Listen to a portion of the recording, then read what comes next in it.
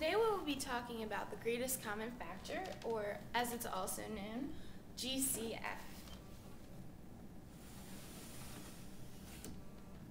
First we have some definitions.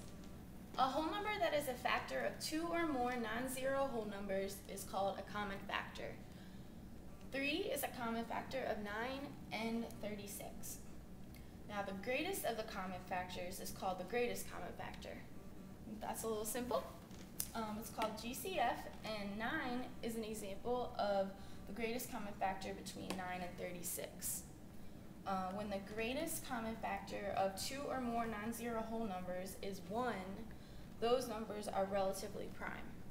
So 3 and 5, the highest factor that they share is 1. Okay.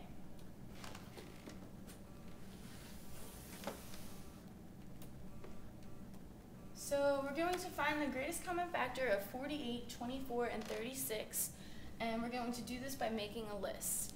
This is the first method that I will show you for discovering the greatest common factor, and it's a good method. You start with 48, the first number, and you figure out the factors. So 1, 2, 3, 4, 6, 8, 12, 16, 24, 48. Now remember, to find these factors, you can use a rainbow method if you would like, and you do so to figure out the factors for 24 and 36 as well. Then you go and you see what they have in common. So they have 1, 2, 3 in common, 4 in common, 6 in common. So we'll go up to here. And then these two have 8, but the 36 does not have a factor of 8. And they all have 12. 16, 24, 48, and 24 both have factors of 24, but 36 does not. So here, our greatest common factor is going to be 12. Now there's a shortcut to this, and it's as simple as listing the factors of the least number. So in this case, we would have listed 24, which the factors are listed here, and then you check which of these factors divide into your other numbers. So we would have found that 12 goes into 48 and 36, but 24 does not. So 12 is the greatest common factor.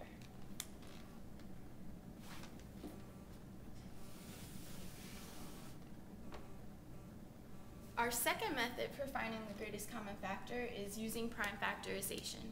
So in this example, we'll be finding the greatest common factor of 180 and 126. 180 has factors of 10 and 18. Those factors can be broken down further. 10 has factors of 2 and 5. 18 has factors of 2 and 9. Now we can see that 2